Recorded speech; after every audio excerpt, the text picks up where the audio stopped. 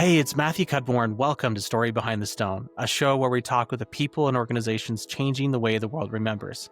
What's the key to making Pearl Harbor resonate with young people for whom it's ancient history?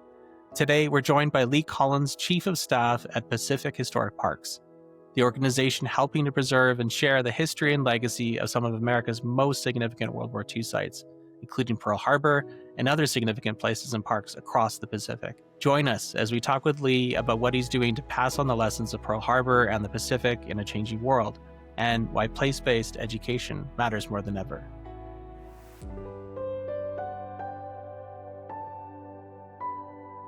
Welcome to Story Behind the Stone, where we talk service, sacrifice, and stories, connecting you to the past and the most interesting people in the field of veteran causes and commemoration. My name is Ryan Mullens, along with Matthew Cudmore, and we're with Memory Anchor, a company committed to using technology for good as we change the way the world remembers. Today, we have Lee Collins, the Chief of Staff at the Pacific Historic Parks. Lee, thank you so much for being with us today. Yeah, it's our honor. Thank you. Lee, it's great to see you again.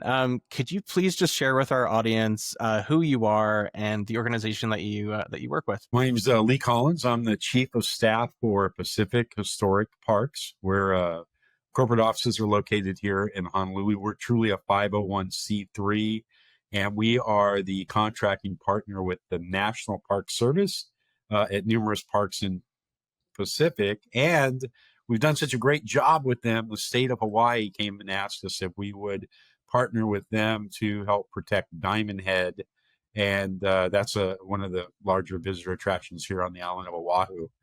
And so we do that as well. That's fantastic. So if you could just walk us through the portfolio of sites that you look after and why you care about those sites. Our main site that we started with as the Arizona Memorial Association in 1979. It was some retired chiefs who were hooligans, I promise you, chiefs in the Navy, and they went down to the pier, and they're hoping the Navy, who was at the time taking people out to the memorial on these little white barges.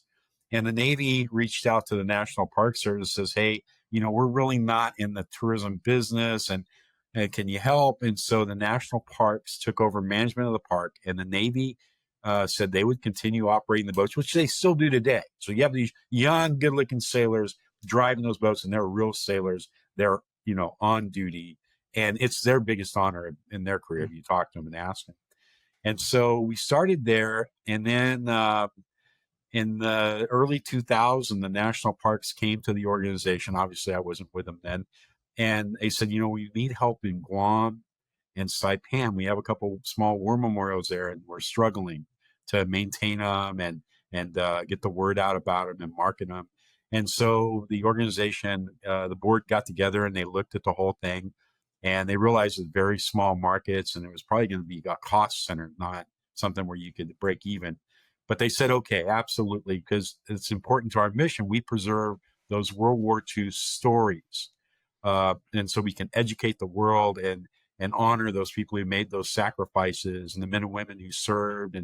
And so we changed our name from Arizona Memorial Association to Pacific Historic Parks. And then the National Parks came to us and said, can you help us out with Kalapapa? That's a Hansen's disease colony over in Molokai. And it's on the edge. There's a small thread with our mission, but it's such an important park.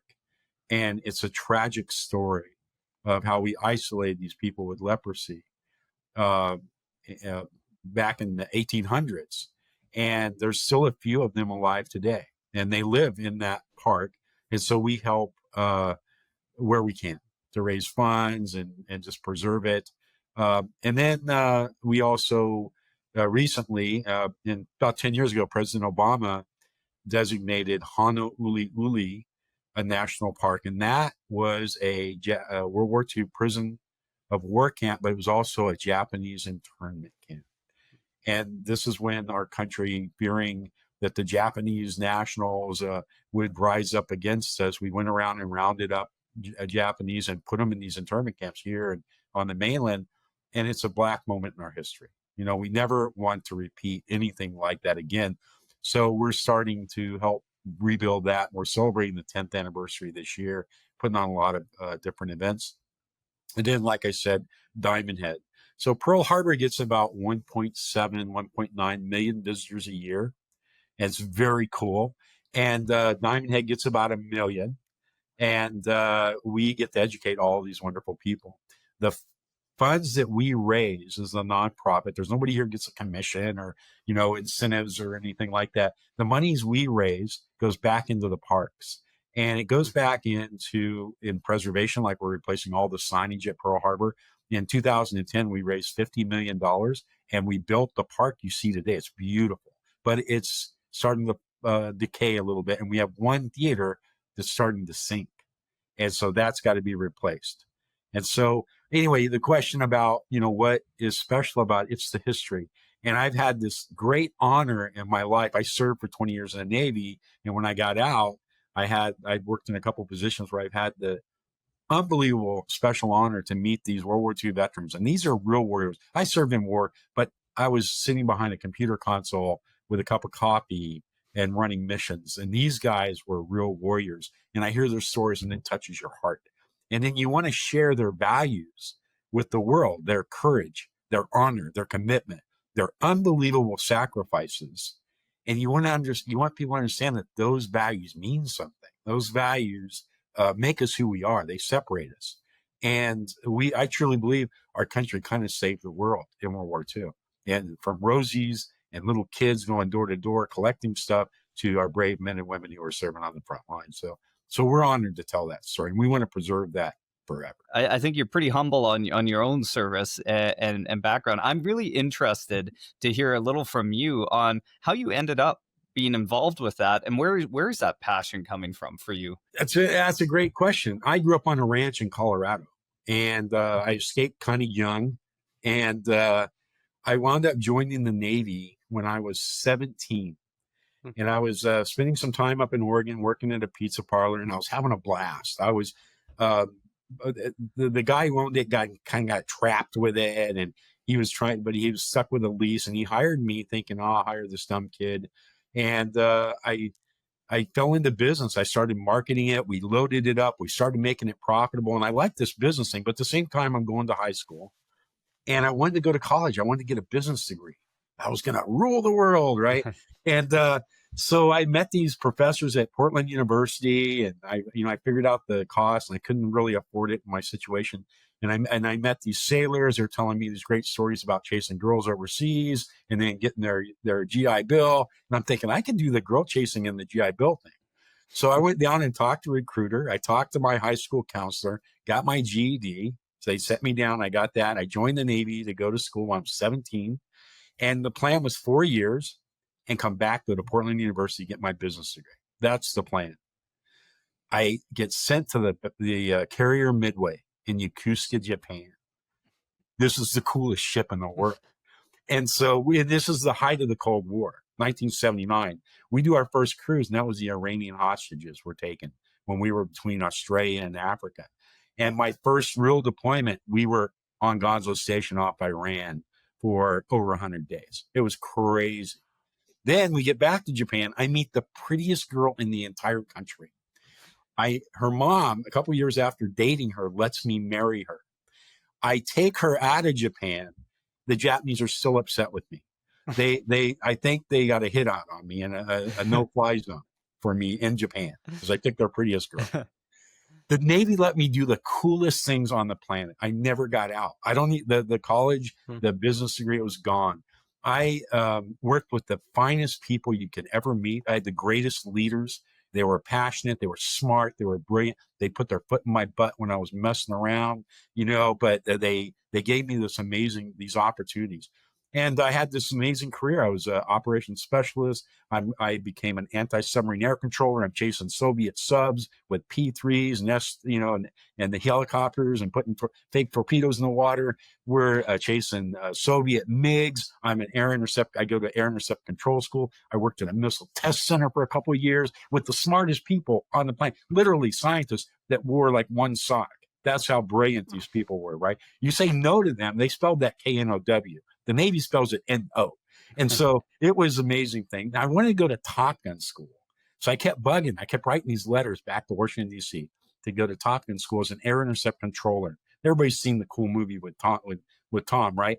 But behind the scenes, there's controllers that position those fighters into the best position for them to be effective. And I wanted to be that guy because I thought I was a young stud, right? And we all did. So I was writing these letters, and this admiral from Washington kept writing back to me. He says, Petty Officer Collins, please cease and desist. This school is only available for people on sea duty. And I would write back, with all due respect, sir, blah, blah, blah. And finally, my admiral, a 2-star, Admiral Jentz, comes in the theater. I'm running a mission with tomahawks. He sits down behind me, and he says, Petty Officer Collins, when you have a moment. So I give some vectors. I turn around, sir, what can I do for you? He goes, I got a call from an admiral in Washington. He'd like you to stop writing these letters requesting Top Gun. And I said, Admiral, with all due respect, sir, I love you a lot. I'm never going to stop writing those letters. He goes, oh, I like you. So a couple weeks later, the phone rings. It's a Captain Hodge on the USS Warden here in Hawaii, and he's got a billet. And there's only like 5 people from the West Coast a year get to go to that school, enlisted, right? And it's so special. And I asked him, what do I need to do? He says, well, you need to come to Hawaii and deploy with me to the Gulf. And I said, done. And I didn't want to come to Hawaii. It's very expensive here, as everybody knows. And sailors that actually understand finances try to avoid this place because it's so expensive. But we got here and we fell in love with it. And true to his word, I got my school and we never left. My wife and I loved the culture. We loved the people. And so we finished our career here. I worked at, after I was in the Gulf War as the Air Intercept Control Supervisor in the Northern Gulf, and helped with the Allied forces setting up our tactics and procedures and PIRAS procedures. And then after that, I was a combat systems instructor at Pearl Harbor at a float training group. So I'm teaching young sailors how to fight their ships, how to use their weapon systems, how to integrate, do multi-threat. It's like Nintendo on steroids. And they're paying me, right? I would have paid them. And then I got to work at SINCPAC Fleet and work in the command center there with the nuclear command and control and as a senior enlisted. And I ended my career there when John Lehman, who was Secretary of the Navy at the time, donated the Mighty Mo to Pearl Harbor. And they asked me if I could help out because I used to own some dive shops and I kind of understood the tourism world. And so that was that's how I got out of the Navy. And it was such an honor because the Battleship Missouri is a ship that ended World War II, right? Now, this is where my story circles because when I get there, we're just starting out. We have a ship and it's not open to the public and we're building tours. We're interviewing people. We're trying to understand the business. We're with a bunch of sailors. There's admirals and senior chiefs and we're monkeys. We have passion. We don't know what the heck we're doing. But we had so many wonderful mentors in the state that came out and helped us, these business professionals, and they were brilliant. And they would teach us best practices. No, Lee, don't do that. Don't do this, whatever. And so we were successful. But what touched my heart there was I served all this time in the military, and I didn't understand naval history until I got there. And I started researching and learning about John Paul Jones and the whole history of the military and the Navy in our country. It was amazing to me that I served in this Navy for 20 years. And I didn't understand any of this stuff. Then I got to interview these World War II guys. And it was amazing. I think Pacific Parks is lucky to have you. I tell young people all the time, if you don't know what's next for you, think about the military. And I'm not saying Navy. I'm not saying Navy. It could be any service, right? Go to visit these recruiters. The great thing about when you join the military, so you can do it for 4 years. If you have a degree, go for a commission. That's wonderful as well. But you'll get this opportunity to not only serve, but to serve with these amazing people from all different walks of life, from every different belief system, ethnic group. And you're all pushed together, but you all have one mission and you're all going the same direction with the same leadership. And you're leading, you're following, you're part of a team, you're learning you're having all those experiences. And then what happens is if you have any gumption at all, you start getting collateral duties outside of your main job. And then when you finish your 4 years, and let's say you do want to get out then, there's very few people can compete with you because you have this experience that that hiring authorities want. They need leaders. They need people to know that when you're on time, you're late. When you're 5 minutes early, you're on time. When you're 10 minutes early, you don't have enough going on in your life, right? They need people they know is going to stay and get the job done no matter what it takes. I always tell people, if you don't know what you're doing, think about the military. Find that service that appeals to you, and then inside those services, there's hundreds of jobs, right? That you can do. And so I'm absolutely pro join the service. In your description and my experience as well, I wouldn't change my military service for anything, because it's taught me so much. And like you said, that I've never experienced being on a team that's so driven to a singular mission, but so agile too to achieve that mission, Yeah, depending on what comes. And I'm curious because, as you've moved, and I like this because you said you didn't really understand naval history until you got out. And then there's this is like part two of your service, it sounds like to me, is, you served your country, and now you're continuing to serve the country and servicemen and women by honoring and remembering those individuals who gave their lives. And that sounds like what you're doing here at Pacific Historic Parks. when I was at Mighty Mo, about 2 years into it, my boss, Captain Don Hess, walks in. He's the president, and I'm thinking, oh, what's going on, Don? He goes, hey, I need your help. I go, what can I do for you, sir? And he goes, I need you to take over marketing and sales. And I'm like, get out of my office. And he goes, no. We have a company that they were doing our marketing. We let them go. There was a conflict. The board wants you to do it because you're passionate and you won't shut up, and they think you'll be wonderful in marketing. And I'm thinking, those are wonderful compliments. Now get out of my office. He says, well, we might be able to pay you a little bit more. I said, okay, have a seat. Let's talk.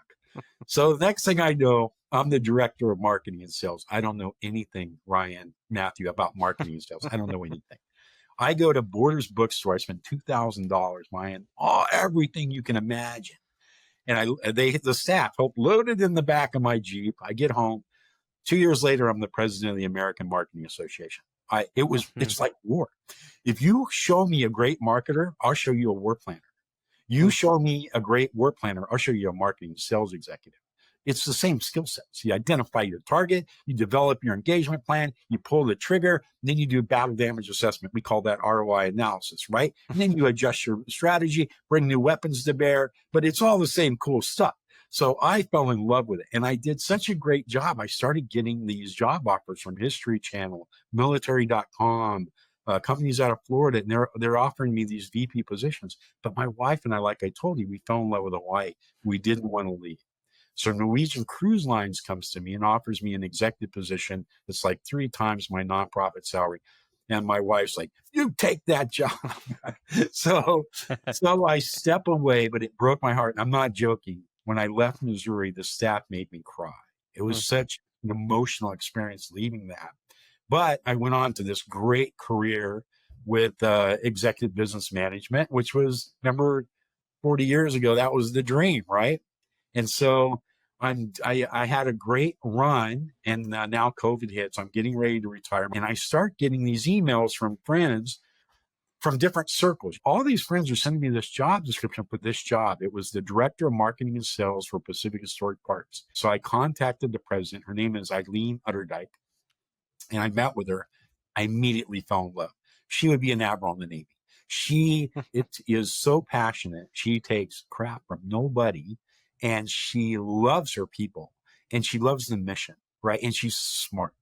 And so I'm like, I can help you. She says, I need help. We're coming out of COVID. She had downsized, saved the company through that entire thing. Now we need to rebuild and open these parks back up and build these distribution channels. And I said, I'd be honored to help.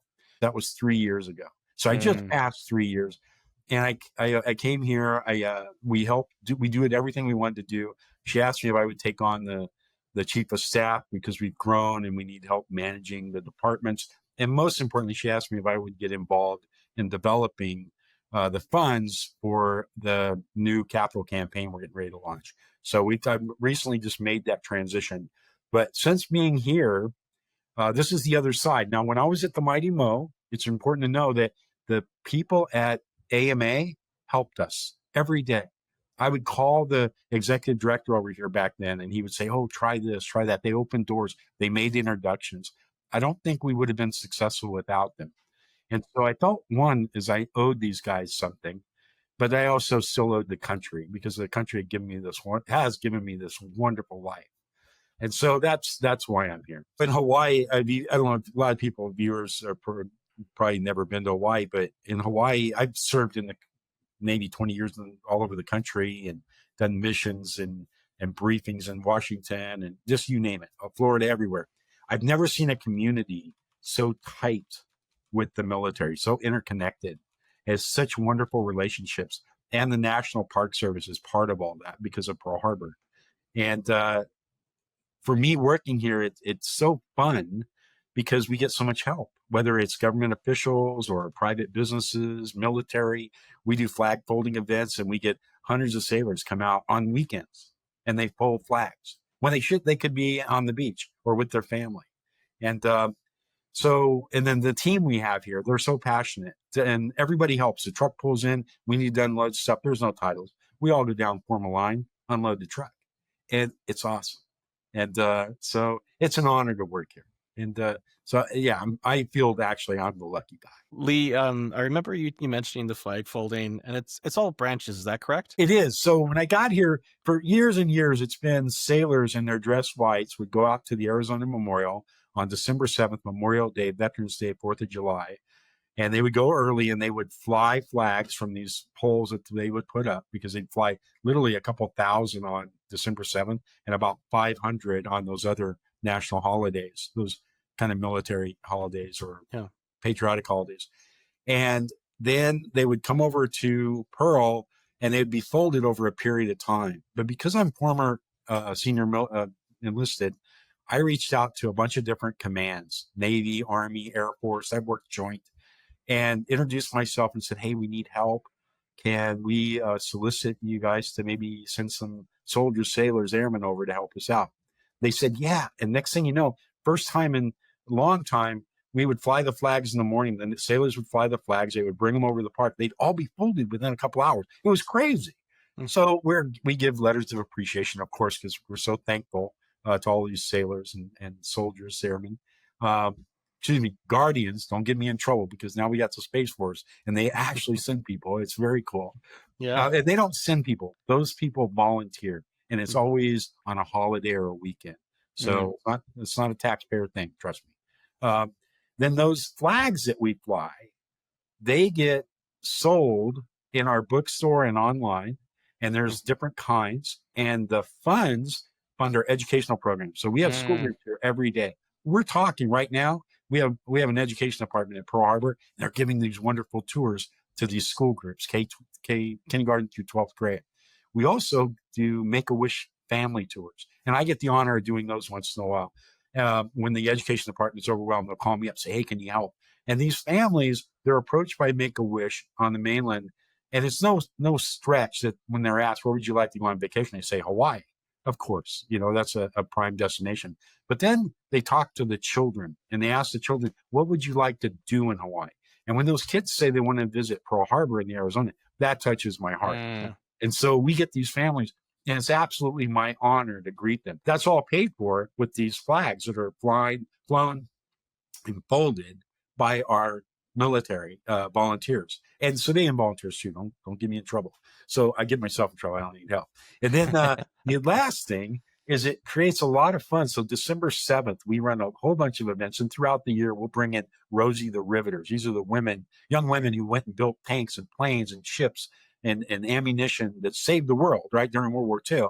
We'll bring them in, and this pays for all of it, right? And it pays for those December 7th events. It pays for signage.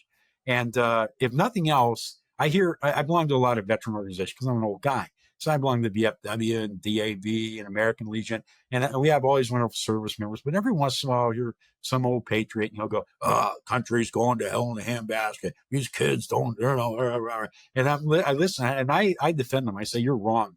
I listen to these young military people. They come out. I listen to them talk. It drives me a little crazy. Sailors like Marines. I'm like, what's going on? The world, cats and dogs, right? And they're actually enjoying talking to each other. They're the best educated military we have ever had in the history of this country. I got young kids who are E3s and they have bachelor's degrees. It's nuts, right? How well educated these groups are. And they're courageous and they are committed. And if I knew nothing else about their character, they're here on a holiday folding American flags to fund these programs. So I tell them, if I can serve with you, I'd serve anywhere. Now, the only downside this whole generation has, they're not as good looking as my generation.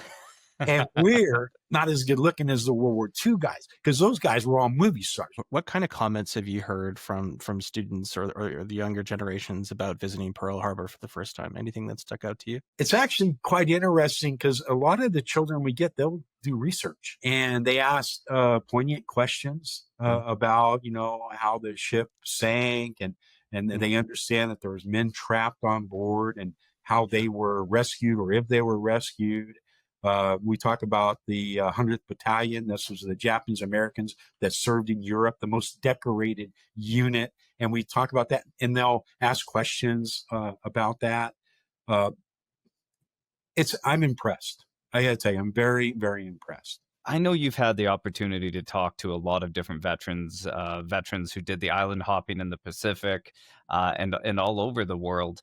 I'm just curious if there's maybe a poignant story that you'd like to share that really captures the spirit of that drive, that mission, or just a story that sticks out for you. In April of 1945, the battleship Missouri is sitting off Okinawa. The Navy's off Okinawa and the attack's going on. And the Japanese are launching kamikazes from different stations around the Pacific against this force because the Japanese war planners know that once Okinawa falls, that gives the Allied forces a position to launch attacks on Japan from. And they have basically pulled out all the stops, everything goes. But a young Japanese pilot gets in his plane and he takes off and he flies out on his mission. He finds the Allied forces off Okinawa and he starts his attack. And the after lookout on the battleship Missouri sees him. He's got his binoculars. He sees him and he gets on that one the sound part phones. He goes, "Bridge, after lookout, kamikaze inbound, starboard quarter." The bridge officers run over to the side. They grab their binoculars and they're looking. And what they're looking for is if there's ships between us and the kamikaze. Because kamikazes would come in low and they would fly between the ships so that we would shoot each other trying to shoot the kamikaze. We always think about them diving down, but they had different strategies. And this pilot was coming in low. So the officers of the deck, they run over, they look. It's clear, and they go, "Batteries released, all batteries released, kamikaze, starboard quarter." So everybody starts shooting. The Missouri's got Bofors that's 40 millimeters. It's got 5-inch guns. It's got 20 millimeters. And they're lighting the sky up. The water's exploding. The sky's exploding. And this pilot keeps coming in. And at the last moment, his wing is touching the ship.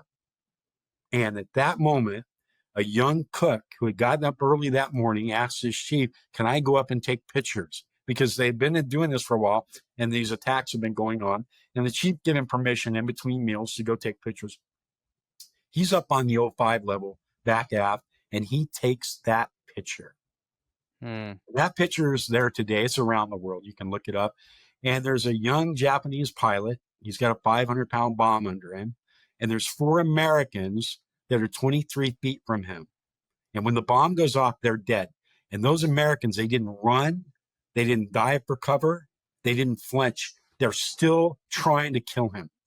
There's 2 of them are shooting and 2 of them are loading. It's the most courageous thing I've ever seen in my life. The plane slaps into the ship, is cut in half. The pilot's cut in half, flips end over end. The fire starts. And the firefighters put the fire out. The bomb doesn't explode. So that night, the Captain Callahan, calls the XO and the chaplain up to his cabin. He says, "Hey, I'd like to have a burial at sea tomorrow with honors. Let's go ahead and get that planned before 8 o'clock because the Japanese tend to start attacking around 0900. And the XO looks at the captain and says, "Sir, nobody was hurt. We had some damage to one of our flash suppressors on one of the 40s. It's been repaired. There was a little fire, but no significant damage." And the captain looks at him and says, "Well, for that Japanese pilot." And the XO's like, "Sir?" And even the chaplain's taken back a little bit. And he says, "For the Japanese pilot." XO, "You got a problem?" "Oh, no, sir." Poof. And off they go. Word goes through the ship, they're going to bury that Japanese pilot with military honors. I don't think they said Japanese. They said something else. Mm. And they said they're going to bury that Japanese with military honors. The laundry guys told their chief, we're not washing clothes anymore. And I'm writing my mother a letter and tell her about it. The chief goes up and tells the captain. Captain goes to the bridge, gets on the 1MC and says, attention on board Missouri. This is the captain speaking. I need you to go wake everybody up. Now it's like 9 o'clock at night. So they go through and they think the war's over. They think maybe the Japanese surrendered. Something big is happening here. Captain doesn't give talks at 9 o'clock at night, 2100.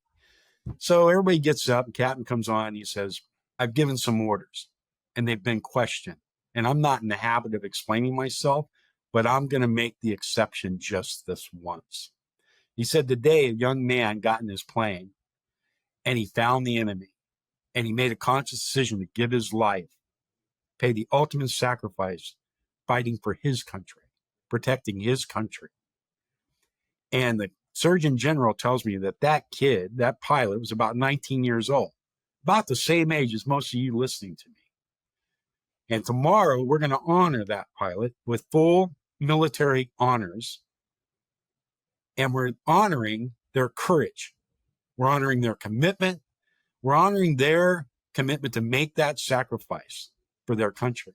These are the values that made the United States of America the greatest nation in the world.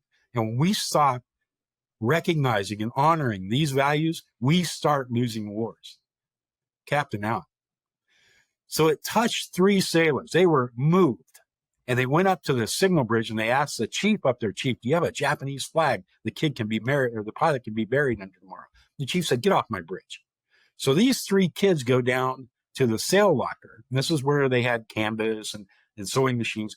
And they broke in, but they were country boys and they didn't even know how to operate the sewing machine. So they stayed up that night. They cut out a piece of white canvas and some red cloth and sewed together by hand something that looks like a Japanese flag. And the next morning, captain's orders were carried out. And there's another picture of that flag over the body of the pilot who's being put aside. And then the Marines are doing the 21 gun salute. So you jump forward 50 years, and the USS Greenville's a submarine here in Hawaii, and they were out on a training mission out Pearl Harbor. They had a tragic accident. They came up, circled, and there was a small boat. They didn't see it. They went back down. They did an emergency blast, and they wound up hitting this training vessel. It's a Japanese training vessel. It killed 11 students and instructors died, and they're all Japanese. The Japanese sent over the president of the LDP. They have a different government system than we do, but it'd be like the vice president of the country, I guess, in the scope of things. So the vice president of the LDP president of the LDP comes over with 2 sender level secretaries with him. And I greet them and I hand them a Missouri hat, an admiral's hat. You can't buy those. They're only presented to dignitaries. And everybody's watching because they're there to oversee the level of cooperation between the United States Navy and the Japanese Navy in recovering these bodies. So they can't be seen as having preferential treatment. They had been to the Arizona that morning, paid respects. Now they're at the Mighty Mo. We take them up on the ship. We tell them the story, take the picture in front of the main batteries up forward. We take them up to the surrender deck. We tell them the story. They're very respectful. They're holding the hat. And then Masaji, our tour supervisor, manager, who's Japanese, we take him back, and I taught him how to give these tours. We take him back, and he starts telling the kamikaze story.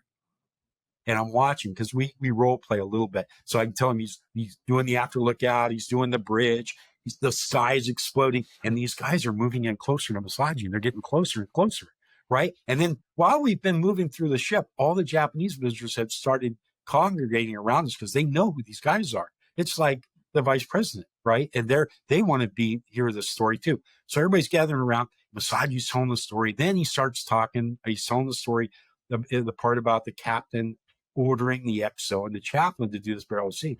And these guys, their facial is just like, they cannot believe what they're hearing. Then they start talking about the kids sewing the flag together. And he's doing this thing. They start openly crying.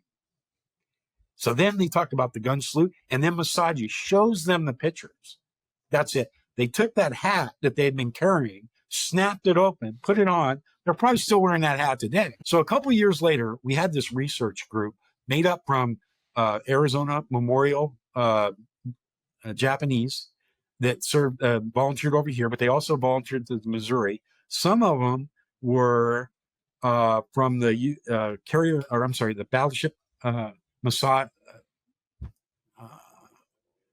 Masashi. And we had sank her and they had swam away and survived. Now they're part of our volunteer research team, plus with our 100th Battalion guys. So this Japanese group, these elderly guys, and they're all in their 70s and 80s, they go back to Japan. They said, Lee-san, we're going to go to Japan. Anything we can do? I said, try to get a copy of their surrender document. And they said, Lee, I don't think so. I said, no, please try. So they go back. They call me back and they said, Lee-san, sorry. They said, dame. I said, it means no. And I said, well, go see the president of the LDP's office and ask them if they can give us help. So they go over there, they take a taxi, they go over there, and they came back with that document, with copies of the document. So today, when you're on board the Missouri, you can see those two documents. And one of them is messed up. It was signed in the wrong place by Colonel Cosgrove, the representative from Canada. There's a rumor he may have had some tea that morning. And so that document was messed up. At the end of the ceremony, General MacArthur reached down, he looked at the two documents, closed them up, and he pushed the one that was damaged over to the Japanese delegation, Foreign Minister Shigemitsu. He said, this is your copy. And the Japanese never allowed that document to be photographed, pictured, viewed by anyone since that day until they gave us a copy. The reason they gave us a copy is because they heard how we're telling the story and how we honor these sacrifices and how we've mended our relationships, right? I tell young people this story today because it tells you come to those points in your life where you got to make a decision. That was not the smartest political decision Captain Callahan made. And he never made Admiral, by the way. But it was an important decision. It was the right decision. It wasn't popular, but it was the right decision. And it had impact on international relationships 50 years later, right? And so that's a testament of doing the right thing, even when it's not popular. I absolutely love that story and the message behind it. It's very poignant, and it's poignant for me in the challenges I deal with throughout the day and work and life. So I really appreciate you sharing that. What I'm hoping is people can help us either become members, become donors. We truly need to raise somewhere between $20 and $40 million over the next few years.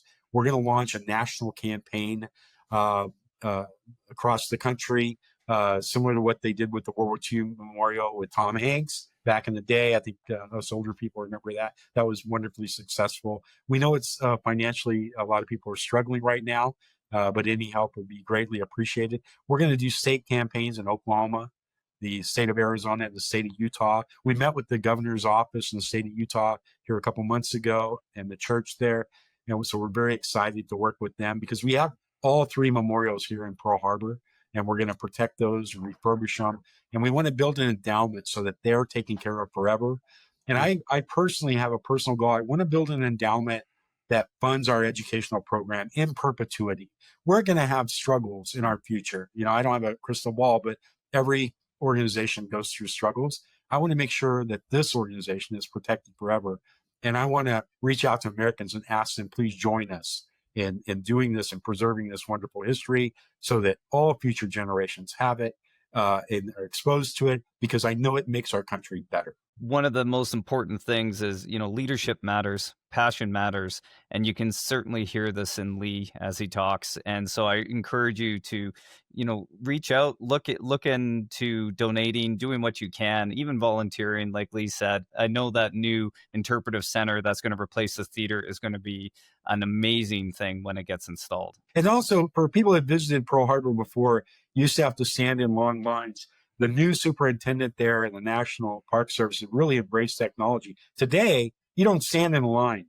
You show up, you show your pass, you're in the theater, you're on the boat, you're gone. And if you show up, and let's say you don't have a pass, used to be you'd stand in line for a couple hours. Today, you queue in with your mobile phone.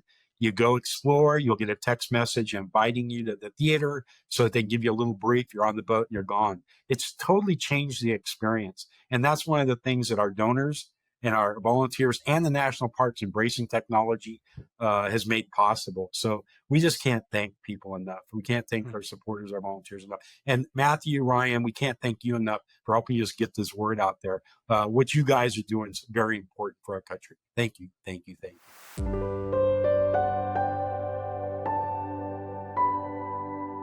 Thanks so much for tuning in. Story Behind the Stone is available on Apple Podcasts, on Spotify, and on the Reach Across America radio network, on iHeartRadio, Audacity, and TuneIn. Just search for Wreath. We air every Thursday at 10 a.m. Eastern on the Reach Across Radio Network. Thank you for tuning in.